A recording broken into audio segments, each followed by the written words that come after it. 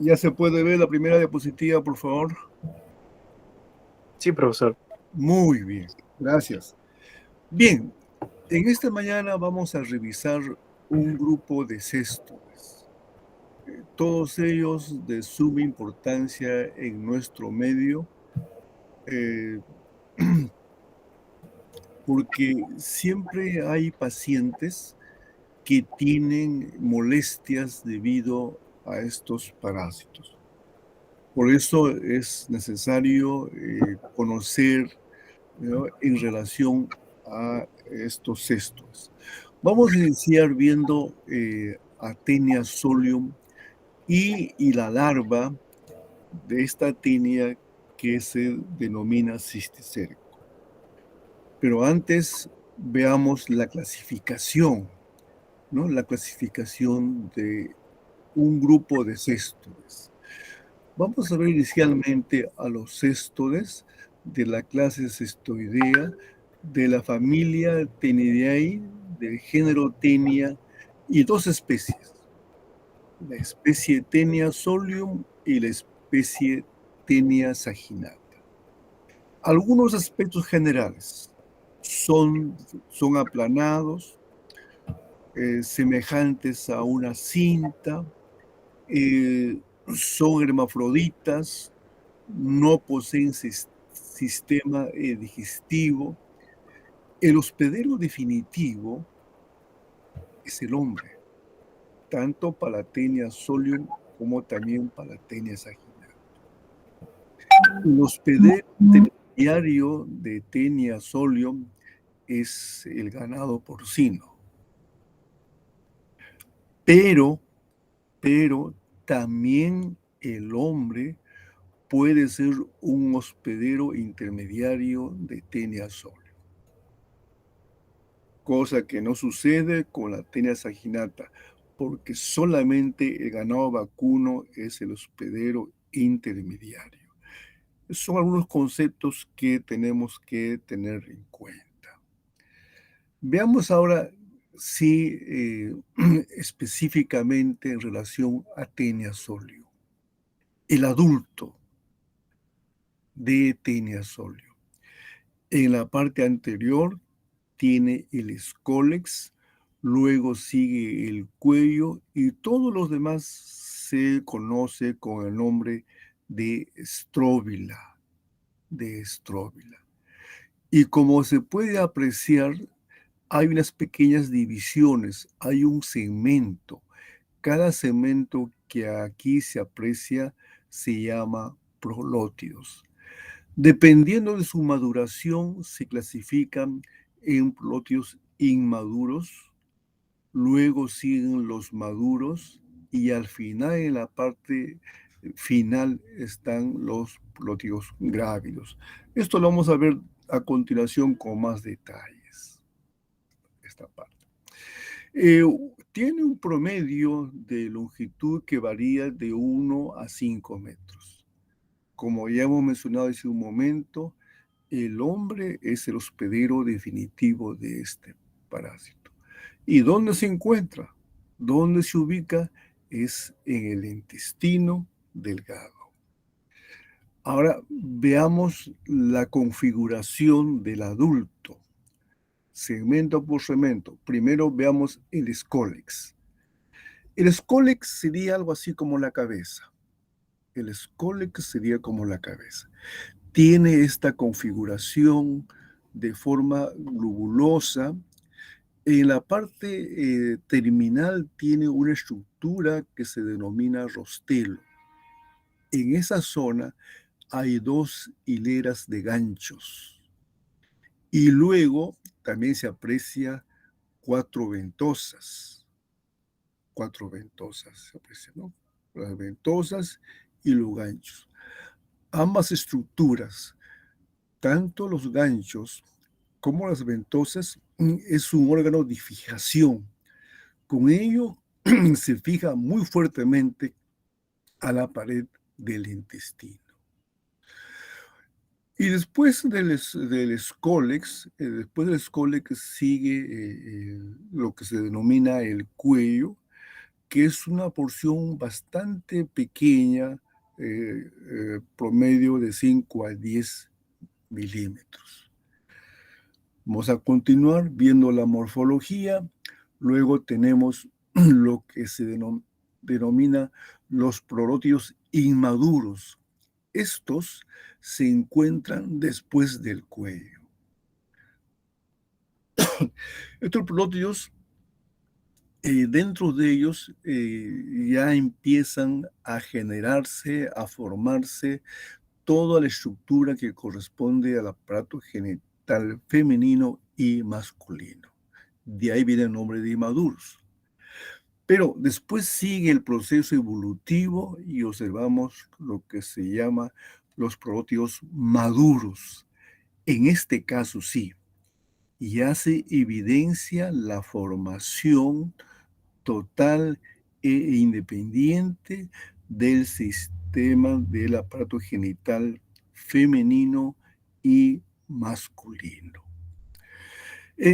Tenemos que tener en cuenta, para diferenciar de otras tenias, que en los prorótidos maduros de Taenia solio se puede identificar 3 ovarios, 2 grandes y uno pequeño. Y lo que se observa como unos puntos en la parte periférica externa son grupos, son masas testiculares. Esto tenemos que recordar, porque si en algún momento nosotros tenemos en el laboratorio o como parte de un proceso y vemos un prorótido que tiene 3 ovarios, entonces corresponde eso a Taenia solio. Y finalmente tenemos los prorótidos grávidos. Grávidos, ¿por qué? Porque ya en el útero se encuentran los huevos. Y esta es la forma como se ve el prorótido grávido. El diámetro anteroposterior es mayor que el transversal. Aquí vemos la rama uterina principal y de ella emergen varias ramas uterinas laterales y en todas ellas se encuentran huevos. Usualmente cuando contamos el número de ramas uterinas laterales, por lo general es menos de 13. Entonces, eso también es una característica a tener en cuenta cuando queremos identificar si el prorótido que estamos analizando corresponde a Taenia solio. Porque hay otras tenias que tienen más de 13 ramas, eso ya no corresponde a Taenia solio. Pero si en caso vemos que tiene 13 o menos, entonces corresponde, por supuesto, a Taenia solio. También tenemos que tener en cuenta que la persona que tiene este parásito puede también eliminar segmento de prorótidos grávidos conjuntamente con la materia fecal. Estos prorótidos no se eliminan solos, no se eliminan espontáneamente, sino en este caso puede encontrarse en la materia fecal. Entonces, tener en cuenta esto. El paciente puede traer su muestra de heces, ¿cierto? Porque nos están solicitando investigar si tiene Taenia solio en el paciente. Entonces, en la muestra de heces, además de buscar los huevos, que es un motivo que vamos a ver después, también hay que tener en cuenta que podría haber prorótidos grávidos en la muestra fecal que trae el paciente. Los huevos es bien característico. Ustedes lo van a ver ahí en el laboratorio y no se van a olvidarse. Tiene una capa externa bastante gruesa con radiaciones que se denomina embrióforo. Y en la parte interna se encuentran unas estructuras alargadas que son los ganchos. Y como son 6, se llaman hexacanto. Y cubriendo la estructura interna se encuentra una membrana que se llama oncósfera, que aquí no lo vemos, ¿cierto? Oncósfera.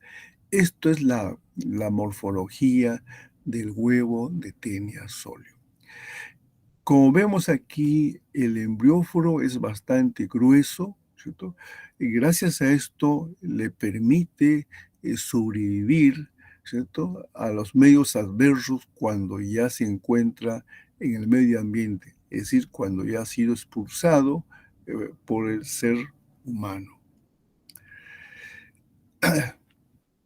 La otra forma ya hemos visto el adulto, hemos visto el huevo. Ahora veamos la otra forma evolutiva. ¿Cuál era la larva?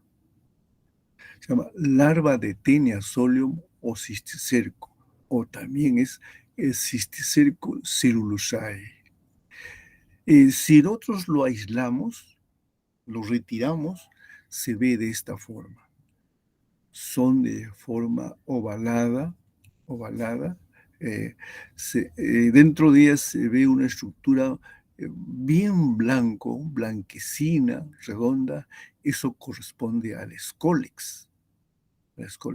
Y todo lo demás corresponde al líquido. Esto es la forma como se ve la larva de Taenia solium o cisticerco cellulosae. Así se ve. ¿Y dónde se encuentran estas larvas? Se encuentra en la carne. ¿De quién? Del cerdo. Así como se ve aquí. ¿Ves? Aquí se aprecia. Esta es la masa muscular del cerdo, y aquí se está apreciando estas estructuras blanquecinas, ¿cierto? Blanquecinas. Esto corresponde a larva de Taenia solium.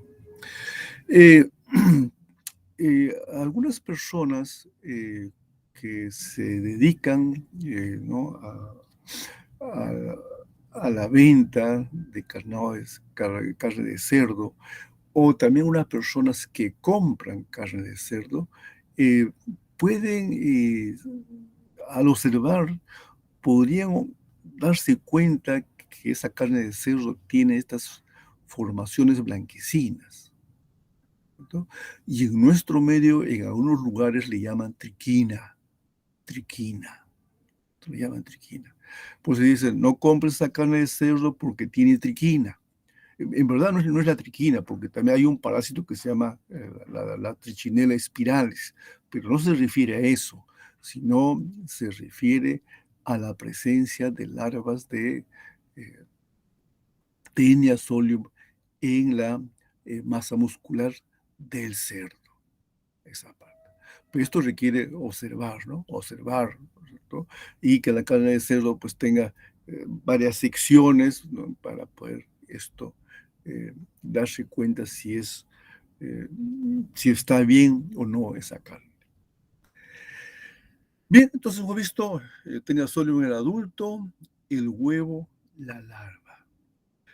Pero, ¿cómo es que esto llega al hombre? ¿Cuál es el curso? ¿Cuál es el ciclo evolutivo? Vamos a partir de lo siguiente. El ser humano tiene el adulto en su intestino. Y por lo general solamente hay uno nada más. Solamente uno, por lo general. De ahí viene el nombre de solitaria, ¿cierto? No estoy diciendo que es uno, digo por lo general, es uno nomás, ¿cierto? Solitaria. Y la persona va a eliminar huevos, o también puede eliminar fragmentos de los proteográvidos con la materia fecal, ¿no? En ambos casos, el proteo grávido en el ambiente se destruye y deja en libertad los huevos. Y los huevos, como hemos mencionado, tienen la capa externa embrióforo que le permite sobrevivir en el medio ambiente, en los pastizales, en las arenas, en los riachuelos, en los cerros. Ahí puede sobrevivir. el huevo de Tenia Solio. Y si en esos lugares que estamos mencionando, llámese pastizales, riachuelos, cerros, arenales, existe el cerdo come de todo. Y si ese cerdo ahí lo crían libremente a su libertad total, el cerdo va a ir por todo sitio y se va a alimentarse de los huevos. Cuando el cerdo ingiere los huevos, en el tubo digestivo del cerdo se rompe el embrióforo, deja en libertad al embrión exacanto, y a través de vías sanguíneas va a localizarse en la masa muscular del cerdo. Ahí se localiza. Y por supuesto el cerdo sirve para la alimentación, el consumo del ser humano. Esta parte. ¿Quién no ha comido chicharrón? Creo que todos, ¿verdad? O de repente hemos comido carne de cerdo en otra modalidad, que está bien, es formidable, por supuesto. Pero el detalle es lo siguiente. Si uno ingiere carne de cerdo crudo o mal cocido, en esas condiciones, el cisticerco que se encuentra en la masa muscular puede sobrevivir, puede soportar la temperatura baja que ha sido expuesto. Si en esa forma es consumido por el hombre, llega al tubo digestivo del ser humano, ¿cierto? Y entonces la larva en el intestino, el escólex sale y se adhiere al intestino delgado y empieza el proceso generatriz en flóteos inmaduros, maduros y grávidos. Ese es el ciclo biológico de Tenia Solium. Ser humano, cerdo. Ser humano, cerdo. Y entonces la forma infectante, ¿cuál es? Es el cisticerco que se encuentra en la masa muscular del cerdo. Esa es la forma como el ser humano adquiere este parásito. Bien, ya hemos mencionado que en el ser humano por lo general se localiza solamente un adulto. De ahí viene el nombre de solitaria. Y en la mayoría de personas no le producen ninguna molestia. O sea, son asintomáticos. Un portador asintomático, es decir, tiene la Tenia Solium en su tubo digestivo, pero la persona no tiene ninguna molestia. Pero si está eliminando huevos de Tenia Solium. Y si hace su deposición a campo abierto, entonces esos huevos van a contaminar los pastizales, los riachuelos, ¿cierto? Las zonas arenosas, y si por ahí existen cerdos, entonces se cumple el ciclo biológico. Algunas veces los pacientes que se ha logrado identificar huevos de Tenia Solium refieren como molestia un dolor abdominal difuso, nada concreto, refieren que tienen el abdomen balonado, el abdomen hinchado, muchos gases, flatulencia o pérdida de peso. Pero estos síntomas no es nada específico porque se puede también presentar, observar con otro tipo de molestias, de causas.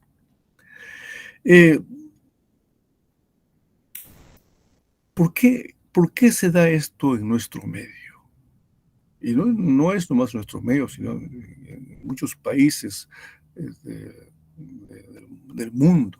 Pero más se da donde existe falta del problema del saneamiento ambiental, donde las condiciones de vida de las personas y de los seres humanos no son los más adecuados. ¿cierto? Por ejemplo, aquí los cerdos viven libremente, se alimentan de lo que consumen en el medio ambiente.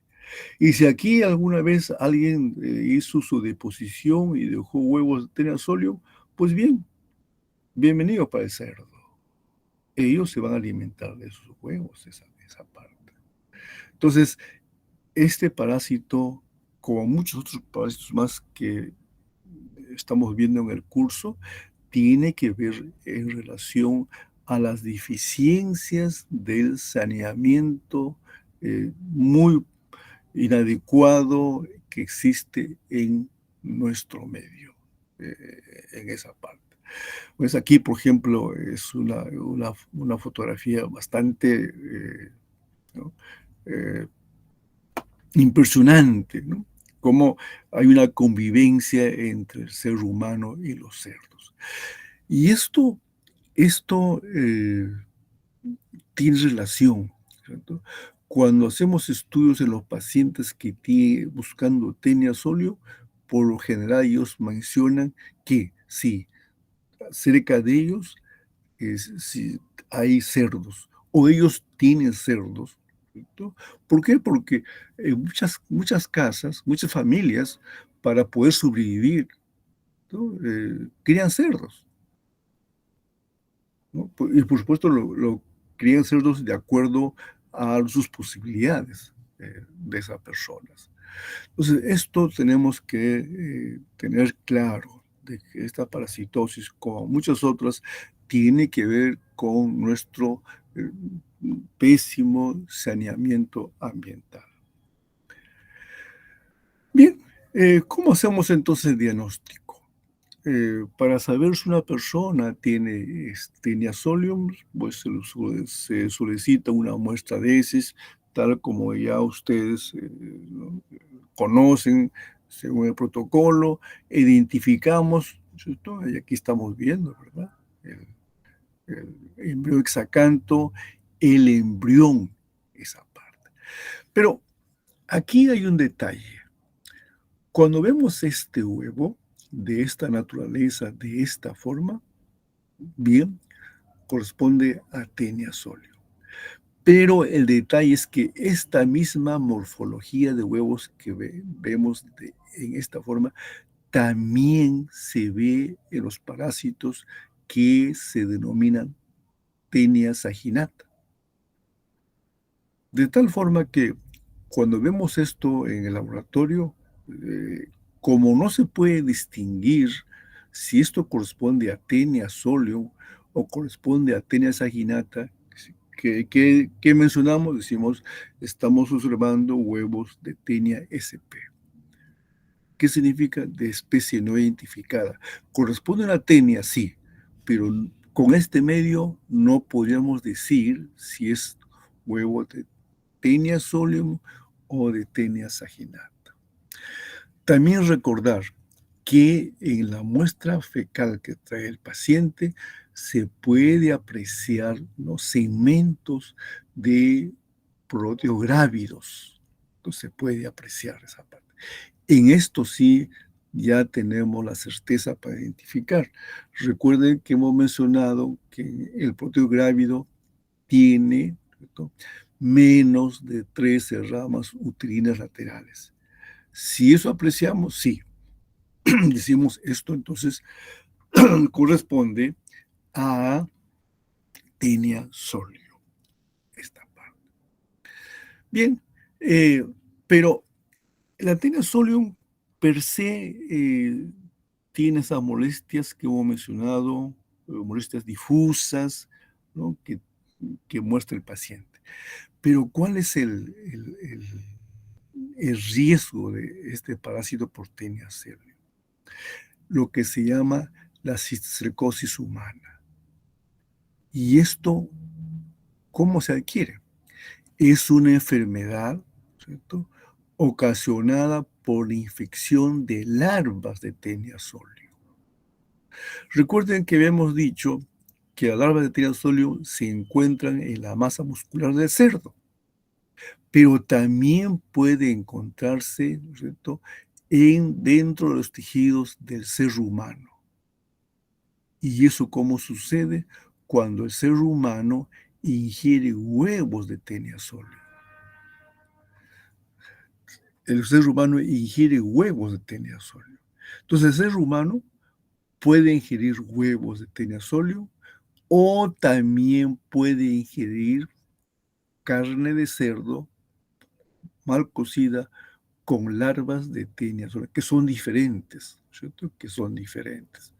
Para recordar, cuando el ser humano ingiere carne de cerdo con larvas, aquí se desarrolla el adulto, ¿no?, de Taenia Solium. Si el ser humano ingiere huevos, no. ¿Qué sucede?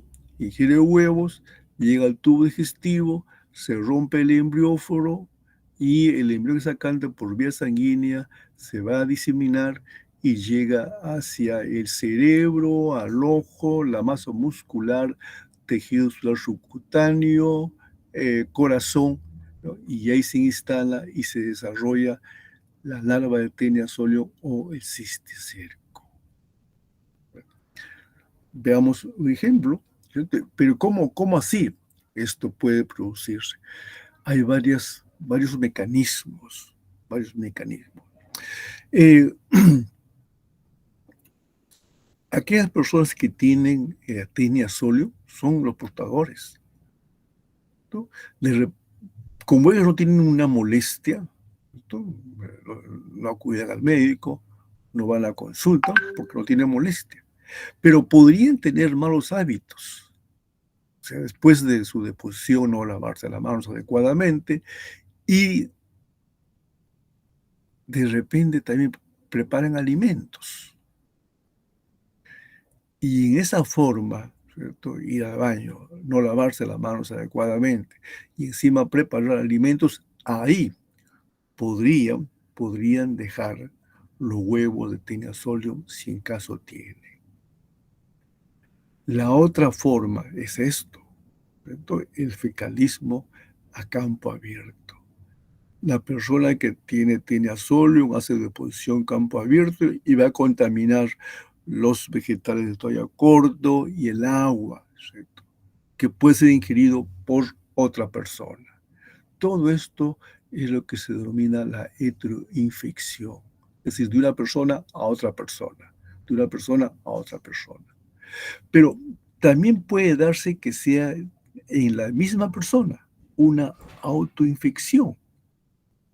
¿Y esto cómo sucede? Los proteogravios que están en el tubo digestivo, por un problema digestivo, por un problema de antiperistalsis, por un problema de regurgitación, los proteográvidos, parte de ellos podrían regresar hacia el estómago y en el estómago se rompe el proteográvido, deja en libertad los huevos, se rompe el embrióforo y se rompe el embrióforo y deja en libertad al embrión exacanto. Llega a la sangre y va a los tejidos del ser humano.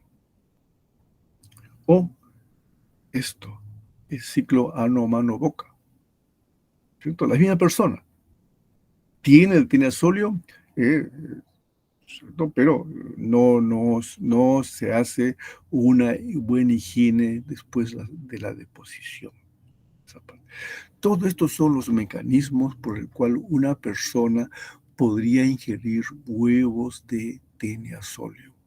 Y al final, esta persona va a sufrir de cisticercosis. Como ya hemos mencionado, esto se encuentra ¿en dónde? En el cerebro. Este es un corte de un cerebro, aquí vemos, ¿no? Esta es la larva de Taenia Solium, el cisticerco de Taenia Solium. Este punto blanquecino que se ve aquí corresponde al escólex. Ese es el escólex. Y todo espacio vacío, ahí había líquido. Entonces, veamos, en esta parte del cerebro, este paciente, ¿cuántos tenía de la larva de Taenia Solium? ¿Producto de qué? De haber ingerido huevos de Taenia Solium. En otras veces también puede localizarse en la lengua. En la lengua. también puede ubicarse en globo ocular, puede ubicarse, pero con más frecuencia se ubica en el cerebro, en esta parte. ¿Y cuál es la principal molestia que tiene el paciente que tiene la cisticercosis? Lo que se llama la epilepsia, la convulsión o el ataque, o ataques, dice, ¿no? En nuestro medio, cuando vemos pacientes, ¿cierto?, que va a la consulta porque dicen, de pronto este señor o esta señora ha tenido un ataque, o ha tenido una convulsión, o ha tenido epilepsia, de pronto, estando bien, entonces podría deberse que en ese paciente se han instalado los cisticercos en su cerebro y está dando sus molestias de esa forma, en esa parte. Bien, pero entonces, ¿cómo hacemos el diagnóstico? En estos casos, lo que se hace es se toma la muestra de sangre y también de líquido cefalorraquídeo. Usamos la prueba del Western blot, ¿cierto?, que es casi 100% y en especificidad y sensibilidad 98%. Con esta prueba demostramos el anticuerpo ¿cierto?, anticistírico que se encuentra tanto en sangre y como en líquido cefalorraquídeo. Por supuesto, también no olvidarse que el paciente que tiene cisticercosis cerebral también puede tener el adulto de tenía sóleo su tubo digestivo. Simultáneamente, puede tener los dos, esa parte. Bien, pero esto es también importante. Tenemos que, ¿no? Esta es una página muy interesante de la OMS, ¿no?, donde dan lineamientos cómo evitar que esta parasitosis de alguna forma se controle. Esa parte, ¿no? Aquí está la persona con su tenia, ¿cierto? Nos muestran lamentablemente el fecalismo al aire libre, ¿cierto? Claro, en lo posible, ¿no?, debería haber en sus lugares unos pequeños ambientes, ¿cierto?, cerrados, de tal forma que no pueden llegar ahí los cerdos, ¿no? O sea, los cerdos. Por ejemplo, acá ellos recomiendan que los cerdos no deben estar libremente, como hemos visto, sino los cerdos deben estar en ambientes, ¿cierto?, donde no tengan ningún contacto con la materia fecal del ser humano, ¿cierto?, en esa parte, ¿no? Y luego, por supuesto, también antes de sacrificarse, pues se recomienda el control, ¿cierto?, veterinario de los cerdos. Una vez que estos cerdos son sacrificados para el consumo humano, también deben ser reevaluados, deben ser controlados por las autoridades competentes en esa área, ¿no? Y nos recomiendan también, ¿cierto?, que la carne de cerdo debe, si vamos a ingerir, está bien, pero debe estar cocido de manera adecuada, porque la cocción de manera adecuada va a destruir, ¿cierto?, el cisticerco, si en caso se encontraría en la carne de cerdo que estamos ingiriendo, esa parte. Entonces, esto es la forma cómo debemos prevenir esta parasitosis. Aquí lo grave es la cisticercosis, como he mencionado, y en nuestro medio tenemos pacientes, ¿cierto?, que van a los hospitales, ¿no?, de todo el Perú, ¿no?, donde diagnostican cisticercosis. ¿Por qué? Porque ese paciente de una o de otra forma ha ingerido huevos de tenia sóleo, esa parte. Bien, eso era en cuanto se refiere a teniasis, de tenia sóleo y cisticercosis. Antes de pasar a otro tema, ¿algún comentario, alguna pregunta, por favor? ¿O dejamos para el final?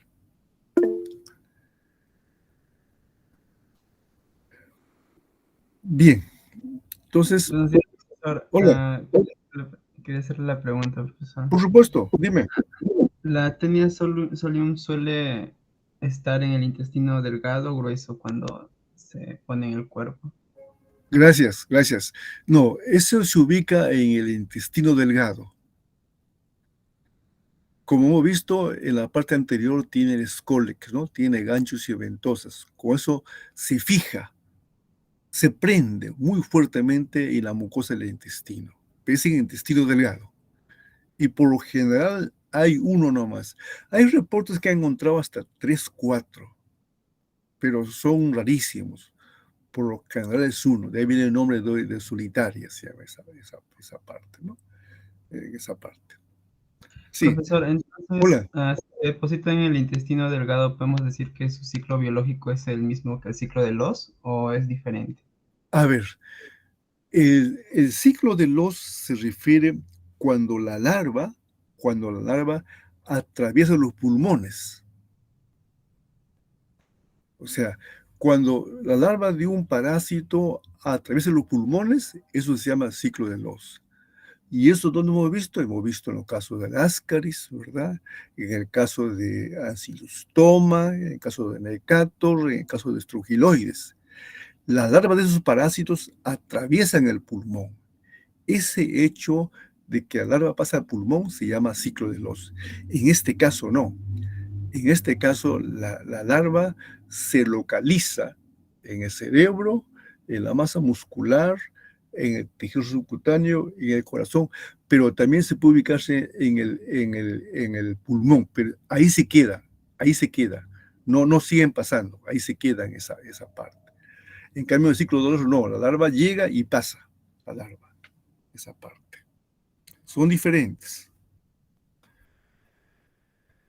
Profesor, también quería preguntarle sobre la diferencia entre teniasis y cisticercosis. ¿Es diferente o es la misma? No, no, son complementarios. A ver, la tenia solium se adquiere cuando yo ingiero carne de cerdo con secos mal cocido. Repito, la persona adquiere la tenia solium y el adulto cuando ingiere carne de cerdo contaminados con cisticerco mal cocido.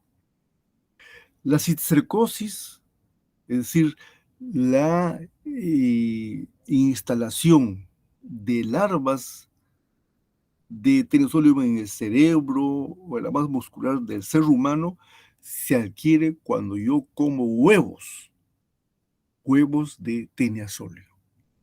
¿Ves? Los mecanismos son diferentes, ¿no? En el primer caso, se ingiere carne de cerdo, ¿no?, contaminados con larva de teniasolio. Ahí adquirimos la teniasolio adulto. Pero si yo ingiero huevos de teniasolio, entonces ahí yo voy a adquirir la cisticercosis. ¿Eso qué significa? Que las larvas de Teniasolium se van a ubicarse en partes del ser humano. ¿Sí? ¿Quedó claro? Sí, profesor, gracias. No, no, a usted. A usted. Bien. ¿Algún comentario? Bien. Entonces ahora pasemos, por favor, a otro par de tenias, por favor, esa parte, ¿ya?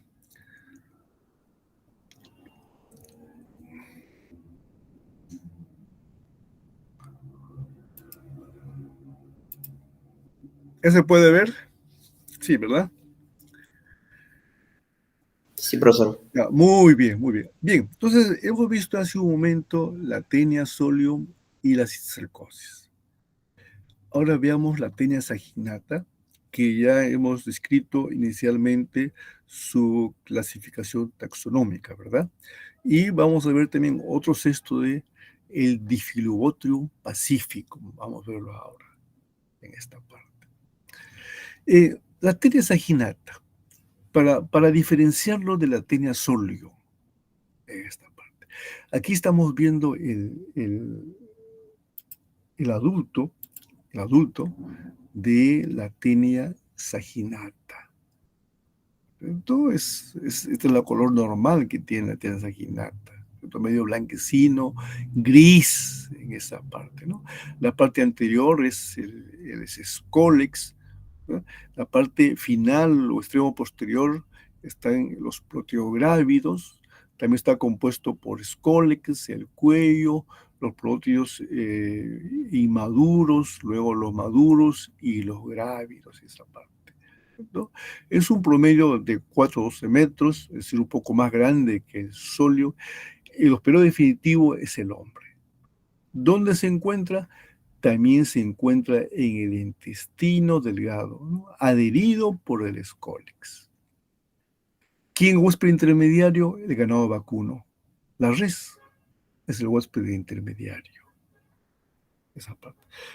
Veamos con más detalle lo que corresponde al escólex. El escólex tiene 4 ventosas. No tiene el rostelo, no tiene los ganchos. Eso lo diferencia con el Taenia solium. Si alguna vez nos muestran escólex y nos piden diferenciar, entonces ya tenemos un elemento cómo diferenciar.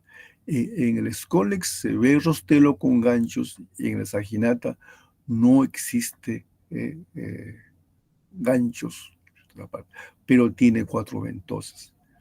Con las 4 ventosas se fija muy fuertemente a la mucosa del intestino delgado, esta parte.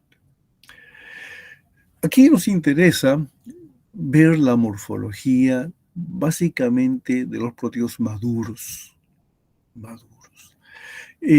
Por lo siguiente, recuerden que en el sóleo, en proteos maduros, se observaba 3 ovarios, ¿no? Por eso se decía trilobulado. Pero en este caso solamente hay 2, ¿no? 2 ovarios. Es un ovario bilobulado. Esa es una diferencia, por ejemplo. Si nos piden diferenciar si es sóleo o saginata, cuando nos muestran proteos maduros, esto es lo que nos va a ayudar a nosotros a diferenciar. Saginata es bilobulado, sóleo es trilobulado.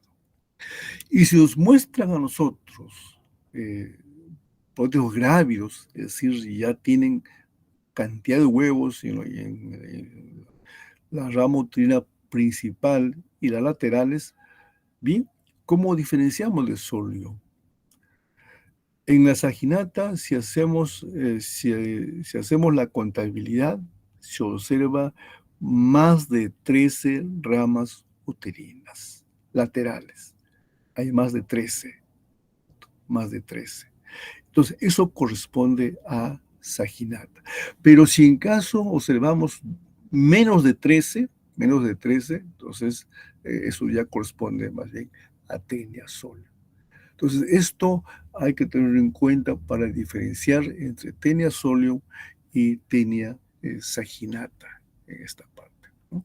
Y aquí les muestro ¿no? 2 fotografías, bueno, para tener en cuenta, para recordar, ¿no?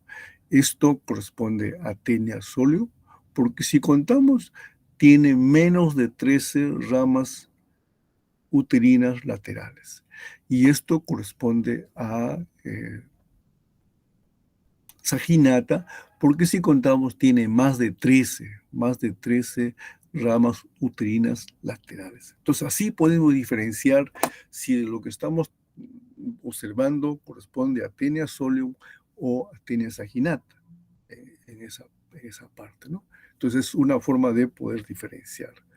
Uno, viendo el escólex, otro, los proteos maduros, y otro, los proteos grávidos. Se puede diferenciar entre ambas tenias. El huevo, como ya hemos mencionado hace un momento, tiene la misma configuración del huevo de Taenia solium. Es decir, tiene el embrióforo, una capa gruesa, con radiaciones. Dentro de ella se encuentra el embrión con 6 ganchos, por eso se llama hexacanto, y una membrana que bordea al embrión, es la oncósfera. La oncósfera. Es la misma configuración, la misma morfología del huevo de Taenia solium. Por eso hace un momento estábamos comentando, si vemos nosotros esto en el laboratorio, ¿cierto? Usando este medio, decimos o informamos o mencionamos o opinamos, es un huevo de Taenia sp, es decir, de especie no identificada, esa parte. Hemos visto adulto, hemos visto el huevo y la larva. La larva de Taenia saginata se llama Cyticercus bovis. La larva, ¿dónde se encuentra? Se encuentra en la masa muscular de la res. Se encuentra en la masa muscular de la res. Esa parte. Sí, son así, tienen unas formaciones más o menos blanquecinas, puntiformes en la masa muscular del ganado vacuno, en esta parte. ¿Cierto? A diferencia en el Scolex, a diferencia que en Taenia solium, las larvas están en la masa muscular del cerdo. En este caso, están en la masa muscular del ganado vacuno. Sí. ¿Y cómo el hombre lo adquiere? Tiene bastante similitud en el caso de Taenia solium. Igual, ¿no? En el adulto se encuentra en el tubo digestivo del hombre. El adulto que está en el tubo digestivo, la persona va a eliminar con su deposición huevos al medio ambiente. Y también elimina prolótidos grávidos de Taenia saginata. Pero aquí hay un detalle, hay que tener en cuenta. En la Taenia solium, la persona puede llevar al laboratorio la muestra de heces, donde se observa con microscopio huevos, o también se puede observar a simple vista parte de los prolótidos grávidos en Taenia solium. Pero en el caso de Taenia saginata, los prolótidos grávidos pueden expulsarse, pueden salirse espontáneamente por la región anal. O sea, no requiere todavía que sea expulsado con la materia fecal, sino espontáneamente. El paciente podría decir, vea, me he levantado en la mañana y he notado una cosa pegajosa, como una cinta, como algo que pegado en la región anal, en la parte muscular. Eso podría corresponder a prolótidos de Taenia saginata, porque estos prolótidos tienen capacidad de movilizarse libremente en esa parte. Una vez que los huevos o el prolótido grávido están en el medio ambiente, contaminan los pastizales, los riachuelos, ¿no? Y si por ahí en esos lugares hay res, ellos van a consumir de todo, ¿no? Consumen todo, consumen sus pastizales. Si está contaminado con huevos, pues consumen. Una vez que el huevo llega al tubo digestivo de la res, se rompe el embrióforo, deja en libertad al embrión hexacanto. Y el embrión hexacanto, por vía sanguínea, se desplaza y se instala en la masa muscular y se forma el Cysticercus bovis. Esa parte. Y si la persona ingiere carne de res a medio cocer, ¿cierto? Porque cada persona tiene su forma de ingerir carne, pues si está medio cocer o crudo, entonces, y si está contaminado con Cysticercus, entonces en esa persona llega al tubo digestivo, el Scolex que se encuentra dentro del cerco, aquí se libera, gracias al Scolex, se adhiere al tubo digestivo delgado y empieza el crecimiento. Esa es la forma, ¿no? Esa es la forma cómo se desarrolla este Taenia solium. Ser humano, ganado vacuno. Ser humano, ganado vacuno. Ser humano, ganado vacuno. Esa es la forma cómo evoluciona, cómo es el ciclo de Taenia saginata. Esa parte. Bien, de nuevo para recalcar, ¿no?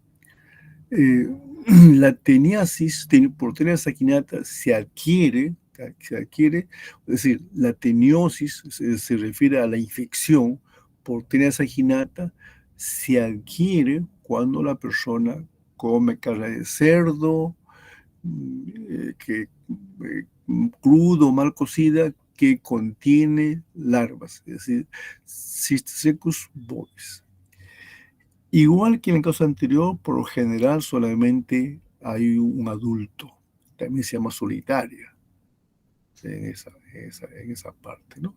Algunas veces a veces las mamás, ¿no? Dicen, ¿no?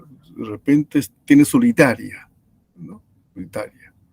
Pero no se refieren, por supuesto, a la Taenia, sino que se refieren a un gusano que tiene el tubo digestivo, solitaria, esa parte, ¿no? La persona son asintomáticos. No tienen síntomas esa parte. O tienen síntomas digestivos inespecíficos, un dolor abdominal difuso, a veces muchos gases, a veces hay una baja de peso, a veces un poquito exceso de hambre, pero nada específico, porque esas molestias también podrían deberse a otras causas en esa parte. Pero la persona entonces sigue siendo, como en el caso de Taenia solium, un portador asintomático en esa parte. Bien, entonces eso en cuanto se refiere a Taenia saginata, esa parte. ¿Cómo hacemos el diagnóstico? Uno, identificando los proteos grávidos, si en caso el paciente nos llega a traer esa parte, ¿no? Y aquí hemos remarcado, los proteos grávidos pueden salir espontáneamente a través del ano. Tiene movimiento activo, o sea, reptan en esa parte, ¿no? Y, por supuesto, el huevo se encuentra en la materia fecal, pero tenemos que ser también enfáticos en mencionar. Si vemos en materia fecal ese tipo de huevos, de esta morfología, mencionamos o describimos que este huevo corresponde a Taenia sp, especie no identificada. Entonces, ¿qué hacer? Entonces, si el paciente me trae proteos grávidos, sí, con eso, ahí sí puedo diferenciar, ¿no? Contando las ramas uterinas, puedo diferenciar si corresponde a Taenia saginata a Taenia solium. En el caso de la Taenia saginata, solamente hay ese ciclo: ser humano, res, ser humano, res. En este caso, no hay larvas de Taenia saginata que lleguen hacia el ser humano. No hay. Lo único que se observa es cuando hay larvas de Taenia solium en el ser humano. Taenia saginata no existe en esa parte. Bien, esto para diferenciar, ¿no? Para tener en cuenta cuando vemos muestras de pacientes que estamos sospechando Taenia solium o Taenia saginata, porque tenemos que diferenciar, porque son cosas diferentes, por supuesto, ¿ya?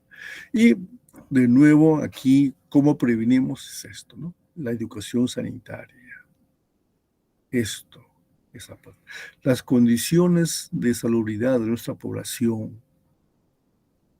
Esto tiene que corregirse. Y así muchos parásitos van a ir disminuyendo poco a poco.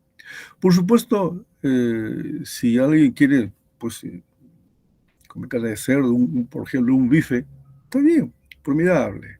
Pero sugiero que sea bien cocido esa parte, ¿verdad?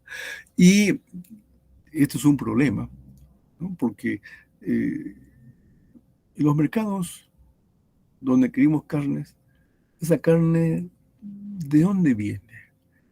Viene de los centros llamados CAMAL, donde se supone que hay toda una organización que tiene que evaluar, detectar que esa carne tiene un proceso definitivo o esa carne de cerdo tiene un origen un poco raro, que no tiene mayor control sanitario. Entonces, es difícil saber, ¿cierto? Es difícil saber esa parte, ¿no? Y por supuesto, la crianza de ganados tiene que ser en condiciones también adecuadas en esta parte, ¿no? Con todo el control sanitario, el control que se merecen el ganado porcino y también el ganado vacuno en esta parte. Esto entonces, la tira saginate es para tener en cuenta. Ahora, por supuesto, en nuestro medio, a nivel mundial, el que más se consume es carne de res, ¿no? Es menos carne de cerdo, es menos. Entonces, pero asumimos de que el consumo de carne de res, que esa predomina a nivel mundial, eh, esperemos que todas estas reses que son sacrificadas para el consumo humano tengan pues un buen control, ¿no? Estricto a nivel veterinario, como debería ser esa parte. Y finalmente tenemos otro sexto, es esto. De género Diphyllobothriae, ¿no? Especies Lato y Pacífico. En nuestro medio tenemos el Diphyllobothrium pacífico, en nuestro medio. Esa parte. El átomo existe al sur de Perú, o sea, en Chile, pero esto existe en nuestro medio. Nosotros no, en nuestro país no hemos detectado el átomo, pero sí el Pacífico. Algunos conceptos generales. Son gusanos planos, ¿cierto? Pero aquí tiene algo de diferencia, algo que lo caracteriza. ¿Cuál es? Tiene dos hospederos definitivos. El hospedero definitivo son los mamíferos.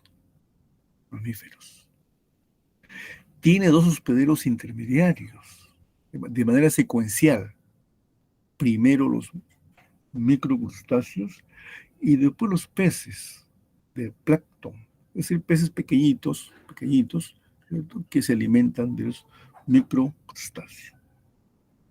Y podría también haber, ¿cierto?, otro elemento que se denomina el hospedero paraténico en esa parte, ¿no? Entonces, esto es algo característico, algo que se aprecia, se observa en el Diphyllobothrium pacífico. Veamos la morfología de esta parte. Esto es el adulto, ¿sí? El adulto. Como todos esto es como una cinta de un color blanquecino en esa parte, ¿no? Tiene un promedio de un medio metro hasta 2 metros. Esta es la parte anterior, está el escoles, luego sigue el proteos inmaduros, maduros y grávidos en esa parte. Aquí también hay una diferencia. Recuerden que en el Taenia solium y Taenia saginata, el Scolex tenían en un caso ventosas y ganchos, en otro caso tenían ventosas, pero en este caso, en el Scolex tienen dos especies de hendiduras que se llaman botrios.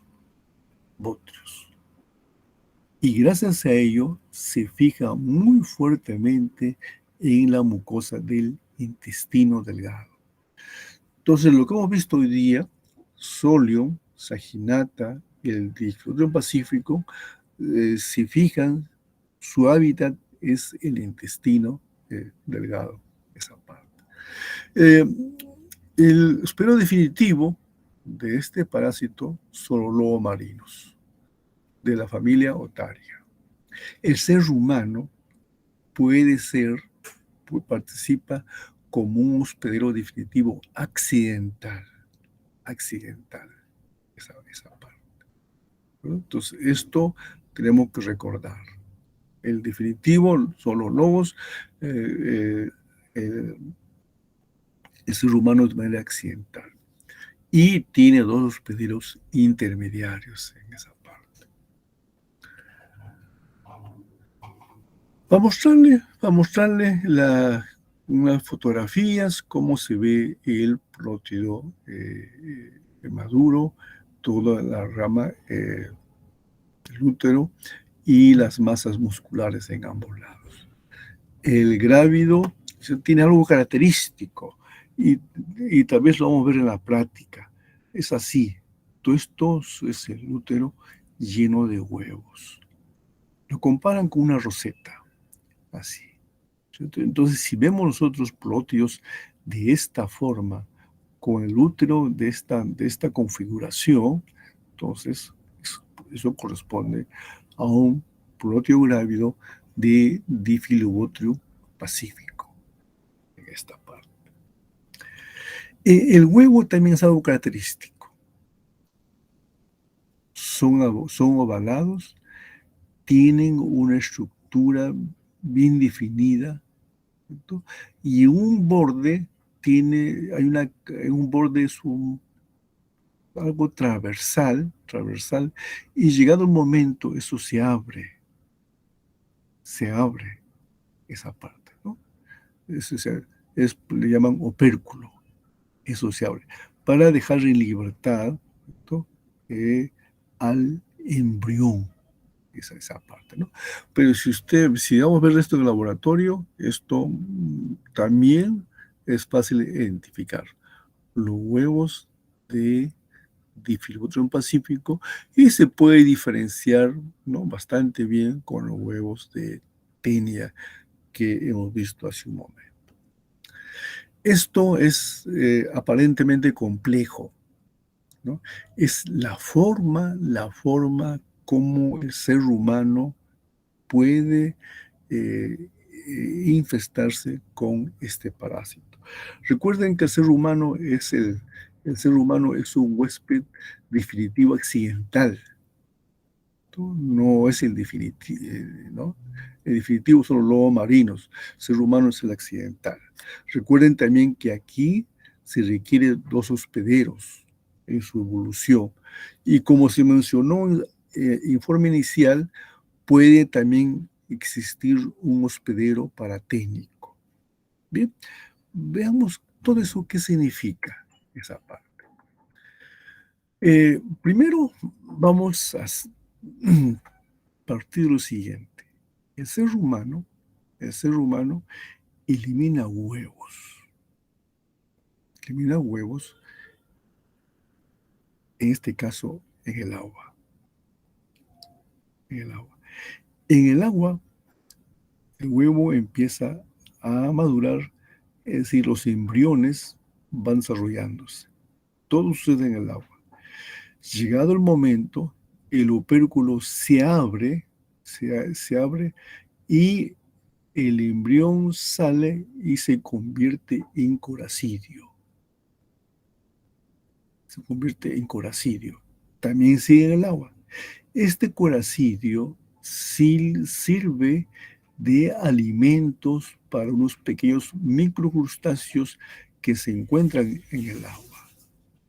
Esta parte. Entonces, los microcrustáceos se alimentan del coracidio. En esta parte. Dentro del coracidio, de estos microcrustáceos, en el interior de ellos, el coracidio se convierte en la larva procercoide. La larva procercoide entonces ingresó como coracidio y aquí se convierte como procercoide en el microcrustáceo. ¿Listo? Este microcrustáceo sirve de alimento para los peces pequeños. Entonces este pez pequeño se alimenta del microcrustáceo que tiene en su interior la larva prosericoide. ¿Y qué sucede? Y en este pez pequeño, la larva prosericoide se convierte en larva plerosericoide. Esta larva prosericoide en este pez pequeño se convierte en larva plerosericoide. Plerosericoide. ¿De acuerdo? Por fuera, esto está mala. ¿Ya? El larva prosericoide en prosericoide. Entonces aquí repetimos, coracidio, prosericoide y plerosericoide. Plerosericoide. Listo. Entonces, ese es el curso que se forma. Un hospedero intermediario y otro hospedero intermediario. Tenemos dos hospederos intermediarios. En este hospedero intermediario se forma el prosericoide. En este segundo hospedero intermediario se forma el plerosericoide. Esa parte. Este pez pequeño sirve de alimento a los peces más grandes. A los peces más grandes. Esa parte. Este pez grande ingiere a este pez pequeño que ya tiene la larva plerosericoide. ¿Cierto? Bien, pero esta larva plerosericoide no sufre ninguna modificación en este pez grande. Se mantiene como tal, se mantiene como larva plerosericoide. Este pez grande sirve de alimentación para el ser humano. ¿Y qué peces? Lo que se consume en nuestro medio, ¿no es cierto? La merluz, el congrio, el jurel, la cojinova, lisa, pejerrey. ¿Cierto? Estos peces, ¿cierto? Se alimentan de estos peces pequeños en esa parte. Entonces, y estos peces sirven de alimento para el ser humano. Este grupo de peces grandes que sirven de alimento para el ser humano son lo que le llaman los hospederos paraténicos. Eso es, los paraténicos, esa parte. Porque sirven algo así como de transporte, ¿no? De transporte. Te está llevando la larva plerosericoide al ser humano. Pero en ellos la larva plerosericoide no sufre ninguna modificación. Esa parte. ¿Y cómo se adquiere el ser humano? ¿No? O sea, está asociado al consumo de los peces crudos, poco cocidos. ¿Cierto? En nuestro medio se consume el ceviche, ¿cierto? O también el tiradito, ¿verdad? Este tipo de alimentación está asociado a la ingesta de la forma infectante que es el plerosericoide. Entonces, ¿cómo evitar? Pues bien, una buena limpieza, ¿no es cierto?, del pescado que se va a comer de esta naturaleza. Y así evitamos el consumo en esta parte. Bien, cuando la persona tiene este parásito, igual son asintomáticos o puede tener síntomas nada definidos. Dolor abdominal, náuseas, ocasionalmente diarreas, pero que se le puede atribuir a varias causas, no necesariamente a este parásito. Esa parte. Y si queremos identificar si una persona tiene este parásito, pues bien, una muestra de heces, usamos los huevos ovalados, membranas bien definidas en un borde transversal donde se encuentra el opérculo. ¿Cierto?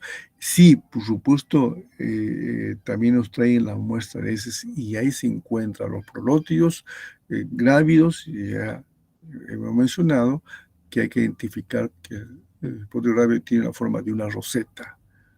Eso sirve para identificar. ¿Cómo prevenir? De nuevo, ¿no? La educación sanitaria. La adquisición, el transporte, el sacrificio de estos alimentos debe ser pues con todas las medidas higiénicas del caso. esa parte, ¿no? Recomiendan en lo posible comer el pescado cocido, ¿cierto? Pero en nuestro medio comemos el ceviche, ¿no? Pero si eso está bien limpio, entonces no habría problema en esa parte. Muy bien, eso es lo que quería con ustedes compartir. Entonces, si habría alguna pregunta y comentario, con todo gusto, por favor.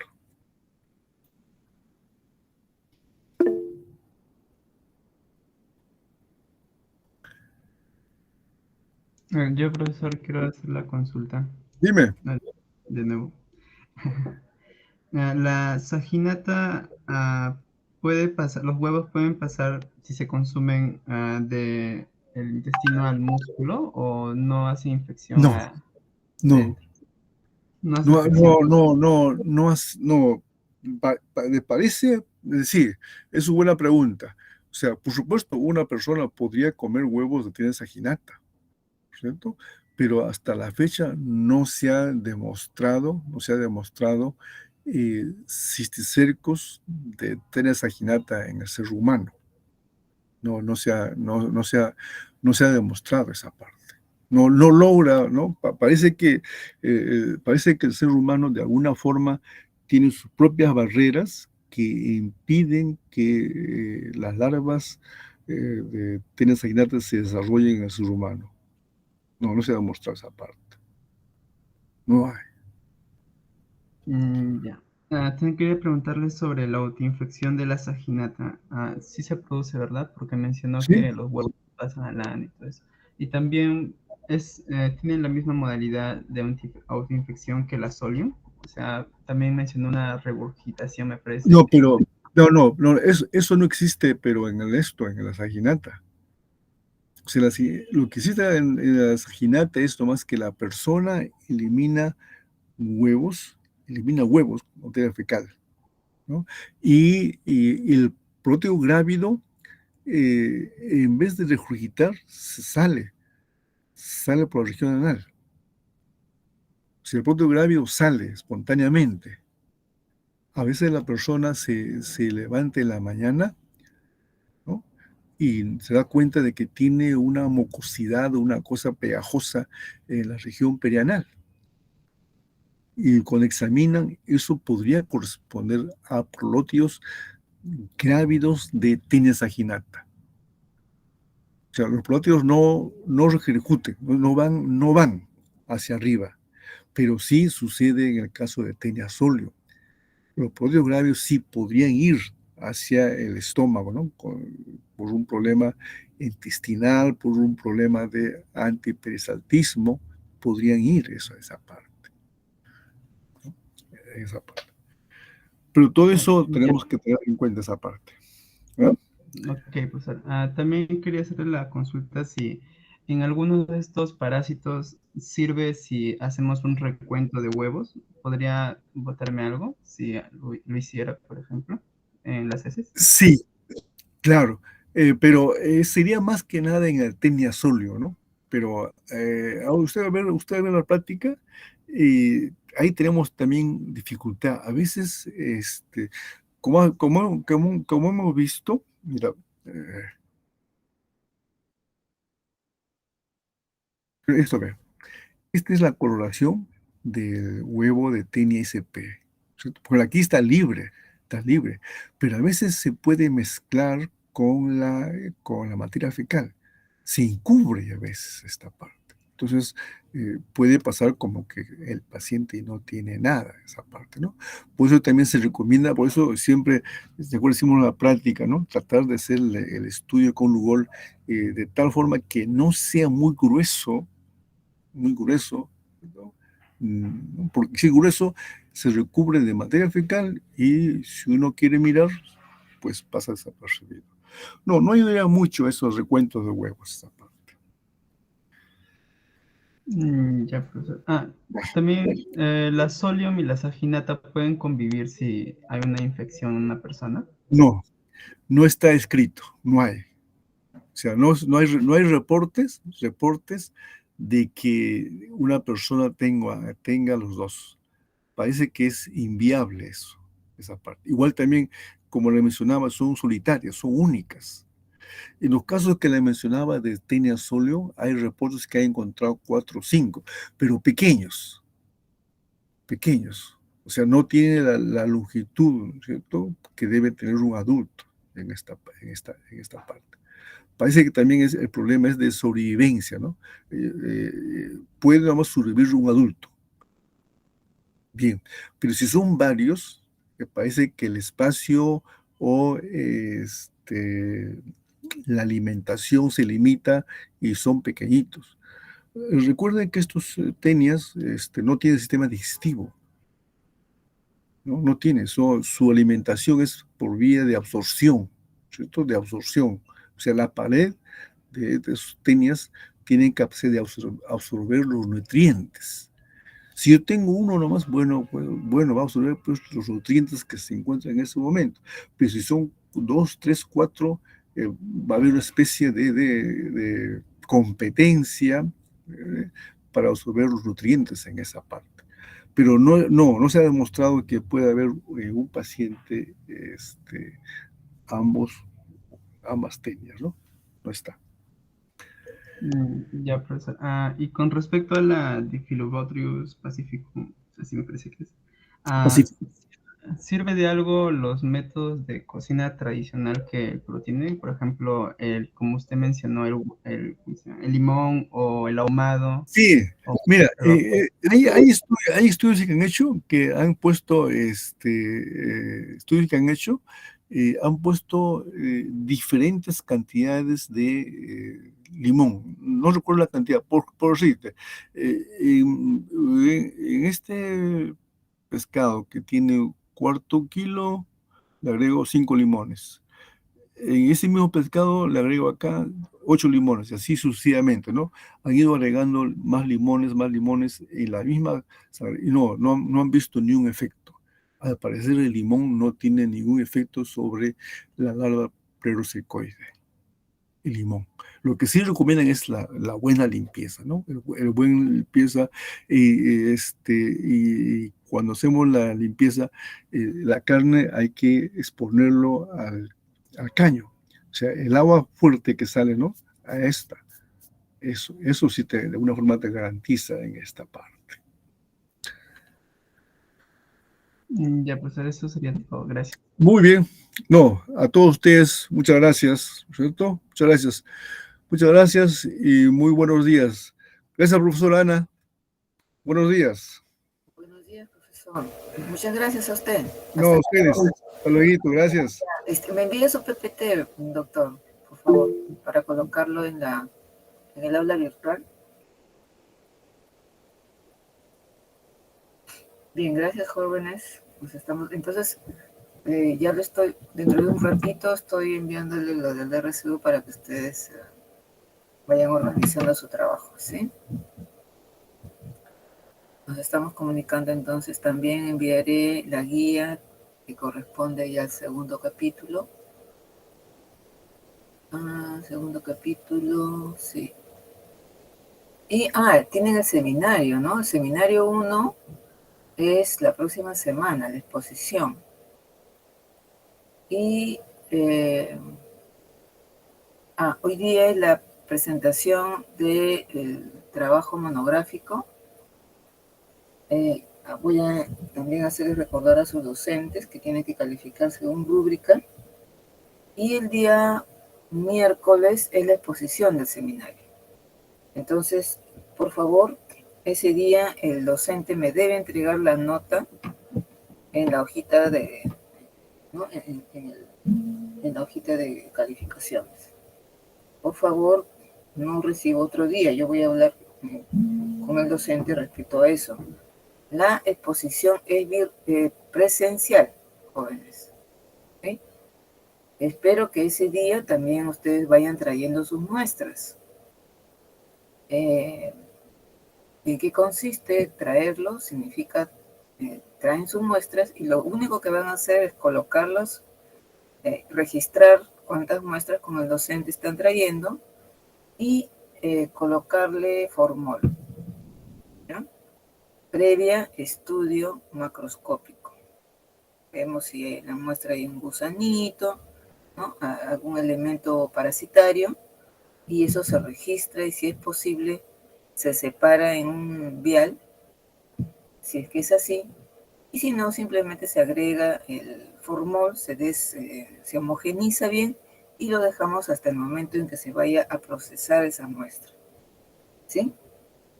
Entonces, por favor, inicialmente estamos trabajando con 3 muestras, pero eso va a depender si ustedes se encuentran, pues deben encontrar, lo usual es que encuentren, entonces, el parásito quiero decir, ¿no? Entonces, si no es así, se aumenta a 2 más o quizás 3 más, ¿no?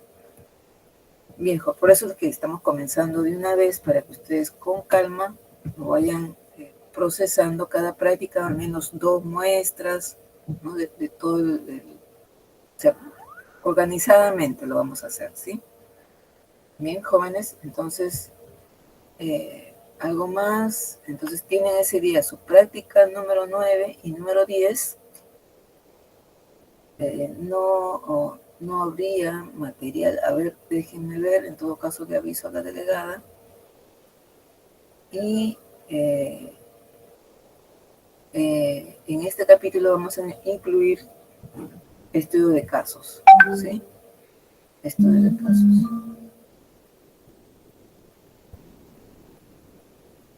Sí, ya, por favor. Bueno, jóvenes, los dejo. Voy a dejar de grabar. Me había olvidado.